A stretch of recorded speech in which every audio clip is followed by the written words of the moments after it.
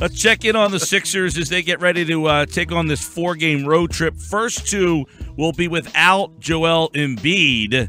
And a lot of people, of course, have their theories. Tom Moore, Calkins Media, set to Bucks County Courier-Times, set to kind of poo-poo some of these conspiracy theories. We know the Sixers have been extra cautious over the years, Tom, and everybody has a theory as to why Joel will not play these first two games after scoring 32 points on Friday night. He looked pretty good. Just doing their due diligence here with Joel? We really don't know. The Sixers keep calling it a left knee contusion, but after the game Friday night when he, had 32 points in 28 minutes and, was dynamite, he called it a bone bruise. And a bone bruise is a little more, I wouldn't say serious, but it's more of an injury than a contusion, which is just,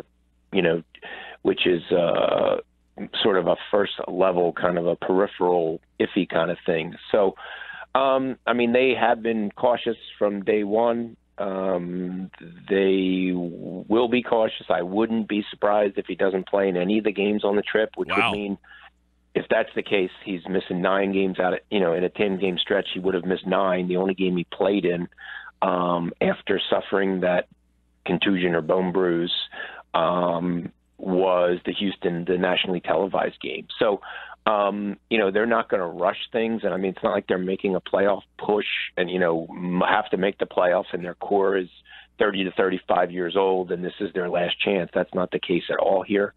I think, which is why I thought it was sort of a little surprising that Brett Brown said pregame last night that, they would welcome him playing in the Rising Stars Challenge if he's not 100% and he's still on a minutes restriction. I know it's not, the most intense game, but, all you need is one little thing to happen or whatever. And heaven forbid if he aggravates something or does something new or whatever, I would just think if he's not playing in the games that perhaps, or, missed a bunch of games at that stretch, which could be the case, that perhaps they would rethink that and not allow him to play, let him go, let him experience it, let him talk to people and kind of soak it all in, but maybe not let him play. And then theoretically next year he could play, if not in the Rising Stars, then in the real game if he's voted in. Yeah, Friday night he scores 32, 7 rebounds. He plays the 28 minutes. Did he show any indication that he was sore or that anything was going wrong in that game? And, of course, the conspiracy theory said, well, the game was on nationally televised game, so the Sixers, felt inclined to play him. But did he indicate afterwards that, oh, man, maybe I shouldn't have been out here? No, he said he was sore, but that's not necessarily – sore is not necessarily a bad thing. If – I'm sure Ben Simmons, when he scrimmages 5-on-5 the first time, is going to be sore the next day. That's not a bad thing if it's just soreness. That's sort of a natural progression along with the healing process. He did say he sort of had to convince the powers that be to let him play in that game, that he really did want to play. And obviously he'd want to play last night because he and Cousins went at it out in Sacramento and the Kings, close win and, said the whole thing where Cousins said that he'll be one of the best. He might be the best center one day, and Embiid, of course, replied one day. Really. So, I don't know. Everything's cloak and dagger, and the more the Sixers say, there's no conspiracy theory or, there's no red flags here. Immediately, it makes you think there's a conspiracy theory and a red flag. So, it's just human nature. Yeah, and of course, some people then got concerned or had the feeling of, well, they're winning too many games because of this kid, and maybe we need to hold back a little bit because they're rushing to they're getting close to a playoff berth. You have that army of people out there who kind of have that thought that the Sixers still have that mentality, and if anything, Colangelo has kind of said that's not our mentality. So that one seems to be a little far fetched. Yeah, I wouldn't think that is the case, and they do have a pick swap option with the Kings, and the Kings are, have struggled. They're only half a game ahead of the Sixers at this point. Last night was their 7th game in 11 days on this trip. Tonight's their 8th game in 12 days. Think about that on the other coast. So while the Sixers were fresher and, they did almost give the game away. what Cousins did. I mean, he would have had 50 if he didn't foul out. I mean, they just could not stop him. I mean, 46 points on 16 shots from the field. Like, that's incredible. 20 of 22 from the line. He was fantastic last night. But it was interesting because Brown was he said in our coach's room we were disappointed because even though they rallied from 16 down, they were up and the game should have been over. And then they made, a turnover, and Ilyasova took an early three, which I did not understand. And I mean, how in the world do they get a wide open baseline three to tie it there at the end? And Afalo had it, and that's a high percentage shot. So they were very fortunate to win that, in regulation. But given the circumstances, they'll certainly take whatever they can get at this point. I'm glad you brought Cousins up. Tom Moore's with us, Calkins Media, Bucks County Courier-Times, longtime Sixers beat writer. We got to do this conversation last night, me and somebody else, about Cousins, saying, okay, is Embiid as good as Cousins? And if the answer is yes, or he's even better, Cousins can't get this Kings team to do anything. So I guess the theory was, even if Embiid is on that Cousins level, is that even good enough? Because you got guys like Anthony Davis and DeMarcus Cousins, who you can make arguments are better, and yet their teams still can't get out of their own way for the most part. And I guess that's some concern about this team. Do you view Embiid differently than maybe Cousins and Davis in terms of how far he individually can carry a team? Well, I mean, I would say, you look at he missed 2 years. I mean, I could not find, and I talked to people around the NBA and Sam Hinkie, et cetera, over a year ago. I could not find an example of any player who missed his first 2 seasons in the NBA due to injury and came back to contribute to the NBA, let alone to be a star. So this is uncharted waters here. I mean, he's going to average over 20 points a game in less than 30 minutes. And that hasn't happened since Ricky Pearson, 80-81. So, I mean, he's doing things that are, kind of haven't been done before or are very, very rare. And I would say the fact that he only, didn't start playing until his junior year, that his upside, I mean, he took 3 threes in his 1 year at Kansas. I mean, he averaged 11 points. He never took more than 9 shots in a game. He's a completely different player than he was 3 years ago. So, to me, I would think that given as athletic as he is at that size, and he can play inside, he can play outside, he needs to work on handling double teams and, get the turnovers down. But I think that's something that will come. But, if you want to say, well, look at those other guys, well, he's got Simmons, which, we'll see, but certainly has a chance to be something special. And then you could have 2 top 10 picks this year, including a pick as high as number 4 if the Lakers either get a little better or unlucky in the lottery. That right now they have the second worst record, and then the Sixers have the best of their own or the Kings pick. So you do have a chance to surround him. I think like Sarge is a good rotation player, even if he's not a starter. He's a solid player who does a lot of things on the court. So I think you do see that there are some pieces here that theoretically they can all grow, as a group together and improve and, climb their way up the Eastern Conference standings. Tom Moore with us. Tom, what is the game plan for Okafor? Do you see him as the first guy traded, or will they just continue to use him in the current role and keep him around maybe as insurance for Embiid? How do you see this thing playing out with Okafor?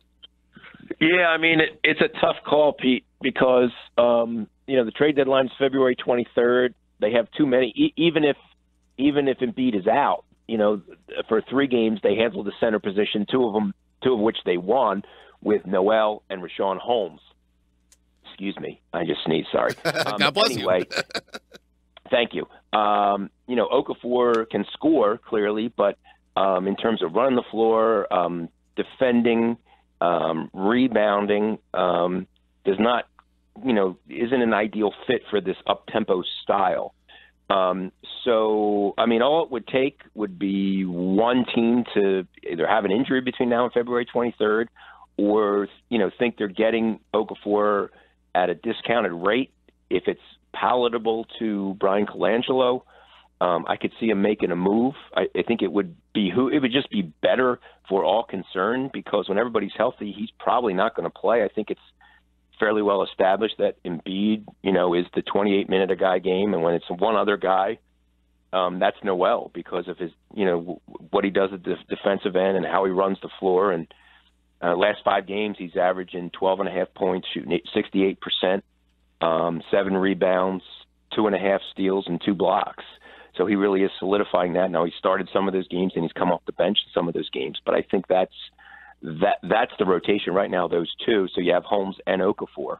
I don't think Colangelo says he's not going to make a bad deal. So if he doesn't accept less than, let's say 80 cents on the dollar, he may, hold on to.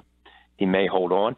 And Noel, you don't know. I mean, if the Sixers qualify him for next year, and what if a team comes up with $70 million over 4 years, an offer sheet? The Sixers have 3 days to match. If they don't match it, they lose him for nothing. And if they match it, now they have a huge salary, and then Embiid's eligible for a contract extension in 2018, 2019, and he's going to. I would think if he's healthy, he's going to be a max player. So you kind of have to see, is a backup center worth that much? He's clearly valuable to the Sixers, but is he that valuable? And I don't know the answer to that. Spending a few minutes with Tom Moore here talking Sixers basketball, and I hope you're not allergic to my questions. I'll keep asking them, though, in hopes that we soldier on. Is Noel, then, since you mentioned Nerlens Noel, do you think he's happy with his role, and do you think he is part of their future plans, considering you would think that Embiid will eventually have more minutes, and that would probably limit Noel's minutes? I mean, I think at this point, I think he's content because he is playing, between the games Embiid misses and all the back-to-backs left this season, he will average 20-plus minutes a game, so he can, put up numbers and be a factor. So I think for right now, I think he's okay with that. But if Embiid maxes out at, let's say, 32 to 36 minutes a game, you're talking 12 to 18 minutes for the backup center. I'm not sure, let's say, beyond this season, how that would work. It doesn't look like they're going to try. They really haven't tried Embiid with Noel much at all. They didn't explore that the way they explored Embiid with Okafor, which did not work. So if you're not going to do that with the two of them, I'm not sure. Brian Colangelo is willing to pay, but if he pays, he wants to pay for a guy who's really going to be a difference maker. And Noel is their second best center, clearly. But, if Embiid is eligible for a max contract, which by the time he gets it, let's say is, I don't know what the number is going to be, $90 million over 4 years, for example, and then you pay $70 million over 4 years for Noel, that's a lot of money tied up in one position. So you have to sort of, you have to determine what you value him as. You could try to sign him to an extension before other teams offer and see if you could come up with a number. But you're waiting and hoping there that, he could end up playing for the 1 year qualifying offer if no one makes him an offer theoretically. But there is the risk that someone throws 60 or 70 or even $80 million at him over 4 years, and now, what do you do? And you're going to throw your salary structure out of whack. And I don't know if Brian Colangelo is willing to do that. Yeah. So we could find that out. And he may not know himself that answer right now, but we could find out in July if that does happen. Yeah, and Tom, your opinion on how difficult it will be to make a deal in the current landscape, considering I think a lot of teams are kind of resigned to the fact that Golden State's going to be pretty difficult to beat. So are teams going to be trying to make that deal for a player such as an Okafor or a Noel to try to, you know what I'm saying? Like, they're going to reach out to try to get a guy to put them over the top when they really don't think they can get close to getting over the top because of that team. Yeah, I don't know if they're like over the top kind of guys. I think Noel can certainly help a team. There's a lot of teams that need interior defense, whether it's as a starter or a backup. He would look great in Boston. He would look great. Golden State is really lacking an interior defensive threat. He would look good there. Now, I don't know what you're going to get in return. You have to involve a third team, et cetera. And then the idea is that he could be a 2-month rental, with his contract. So that could inhibit, the kind of offers you're going to get, because it's not worth it if you only know for sure you're going to have that for 2 months. You're not going to get what you in return, maybe what he's worth, if he was under contract for 2 years and 2 months, like Okafor is. Okafor has the rest of this year and 2 more guaranteed years, and then the Sixers have an option for the 5th year, just like they did with Noel, where they can qualify and make him a restricted free agent, and then either wait it out or try to sign him himself. So I don't know if they're necessarily difference makers, but they can certainly help teams, and I think they, teams would view them as more than a 1-year stopgap, situation. Hey, what is your take on the future for Ilyasova, too? I mean, you mentioned Noel, that he could be a guy that they walks for nothing. Same situation. Do they value him, or they just kind of look at him as, hey, thanks for your contribution this year, we'll move on without you? Or are they starting to value him more? How do you think they view that situation? I mean, I think they certainly liked the way he complements Embiid and the way he can score, and he kind of has a veteran presence. But I think a lot of it might depend on Saric. If they view him as a starter in this league as soon as next year, they could choose to move on. And now he's unrestricted, unlike Noel, who is restricted. So the Sixers have no voice there other than they can try to sign him just like anybody else can. But if he'd rather go somewhere else or, gets a better offer somewhere, the Sixers, there's not a lot they can do. And he's 29 and he's clearly helped them. But, I mean, is it worth giving him a lot of money? How much would it cost and for how long? That's the question. If you could give him a lot of money on a short-term deal, maybe that would work. But I don't know that you would want him necessarily. I don't know that he's part of the long-term, even though he's done a lot of good things and has really helped them, really solidified them. You can argue he's been their second-best player. I don't know if you want to say, probably over the course of the season since he arrived November 1st. Yeah, he's really second-best player. He's really steadied them in terms of just a solid performer. I mean, he has really been a night in and night out, because Embiid's not there night in and night out. He is probably the steadiest guy that they have, and you wonder whether they value that moving forward. Because you mentioned his age and how much money. This league just hands money out. Like, it's like, here you go, here's $100 million, take it. Take it, take it. Moskov, take it. Well, that's the thing, and the cap's going up again significantly this summer, which means the max salaries are going up, which means people may throw even more money at players. So I'm sure the Sixers, I don't think Brian Colangelo is thinking, forget about it, we don't want this guy back. I think they'd like him back, but they probably have a price in a number of years. If you think, or if he's telling you or you hear he wants more than you're willing to pay, and for more years, you could consider trading him at the deadline. He could help a team as a stretch 4 off the bench. And if you're going to lose him in July for nothing in return, perhaps that's somebody you could consider also, and get a pick back, or another player, maybe a younger player that you'd like to take a look at or whatever. So the Sixers do have, some guys that I think teams would have interest in around the league, not necessarily blockbuster deals, but guys that teams could use and that could help other teams, especially like Ilyasova, with a veteran team, I would say, a playoff type team. Tom Moore with us, talking Sixers basketball. And Tom, one of the byproducts of the Sixers surge is that now other teams are interested in the Sixers players. So I'm curious to find out your take on the report about the McConnell deal to Cleveland that the Sixers ultimately shot down. Well, I'll tell you what, they missed Dellavedova, and they've said it publicly, and McConnell is the closest thing in the league to Dellavedova. He's the same type of player, kind of gritty and pass first, and they really need somebody to settle things down on that second unit. I mean, there are people that wonder if LeBron's whole, when he went off about, 10 days ago or whatever, about, we need players now and so on. There are some that wonder if that was after the Sixers turned down McConnell, believe it or not. I'm not saying that's true, but it is out there that some people wonder about that was it, which, if you're TJ McConnell and you came in the league, a year and a half ago and you're undrafted, and probably there's only one of the 30 teams you could have made at that point, and that was the Sixers, that's quite a trip that you've taken. But there are guys like that. I think McConnell does have value as a backup point guard, as a kind of guy who steadies things down, and he's on a rookie contract, making like $1 million a year, close to the minimum. And for teams that are in, luxury tax territory, they wouldn't, that doesn't really hurt them that much to take on a salary like that. So I would not be surprised if Cleveland was, very interested in him. I don't know why the Sixers would want Jordan McRae back. Right. And that could have been part of the reason why, although I know Brett Brown really does like McConnell too. But that would not have surprised me at all. That sounds very feasible. And if you're McConnell, you're thinking to yourself, wow, this team really values me and likes me, and they gave me a chance, which is nice.